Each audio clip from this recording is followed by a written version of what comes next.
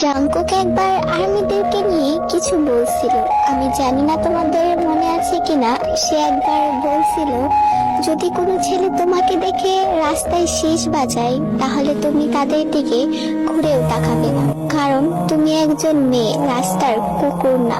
সে একদিন এটাও বলেছিল, আমাকে একজন আইডল হিসাবে ভালোবাসো, নাকি তোমার হাজবেন্ড হিসেবে, কারণ আমি জানি তোমার জীবনে এমন একজন আসবে যে তোমাকে অনেক বেশি ভালোবাসবে। আর একদিন তার লাইভে একজন আর্মি জিজ্ঞাসা করছিল, জাংকুক পাপা আপনি কি কোনোদিন বিয়ে করবেন? তখন জাংকুক সেই কমেন্টের রিপ্লাই দিছিল যে না, আমি কখনো বিয়ে করব না, কারণ আমি আমার আর্মিদেরকে অনেক বেশি ভালোবাসি, অনেক বেশি। Armies are my everything, you no.